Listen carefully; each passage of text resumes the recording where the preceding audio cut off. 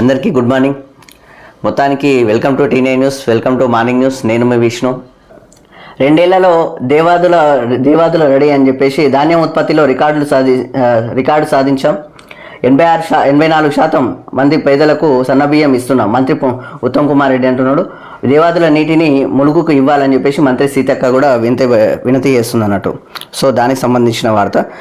ఇప్పుడు దేవాదుల వచ్చేసి రెడీ అవుతుంది, 2 ఏళ్లలో ఫినిష్ చేస్తామని చెప్పేసి ఆ ప్రాజెక్టుకు సంబంధించిన వార్త ఇది. దాంతోపాటు ఇక్కడ ఈ పోలవరం కూడా ఇక్కడ పాలమూరు ఎత్తిపోతలు కూడా తొందరగా ఫినిష్ చేస్తే కూడా బాగుంటుంది. ఎందుకంటే రంగారెడ్డి కావచ్చు, అక్కడ సంగారెడ్డి కావచ్చు, అక్కడ పాలమూరు కావచ్చు, అక్కడ ఉన్న గద్వాల్ కావచ్చు, ఆ యొక్క ఏరియాలు మొత్తము డెవలప్ అవుతాయి. సో దాని మీద ప్రత్యేక ఫోకస్ పెడితే బాగుంటుంది. ఇరిగేషన్ శాఖకు కొంచెం రిక్వెస్ట్ చేస్తున్నాం. దాంతోపాటు ఇంకో విషయం ఏంటంటే నీళ్ళు ఇక్కడ మన దగ్గర ఉన్నదే 15 టీఎంసీల నీళ్ళు. కానీ కావాల్సింది మాత్రము ఇక్కడ ఆంధ్రప్రదేశ్ తెలంగాణకు 2 కావాల్సింది, తాగునీళ్ళ కోసం కావాల్సింది 25 టీఎంసీల నీళ్ళు.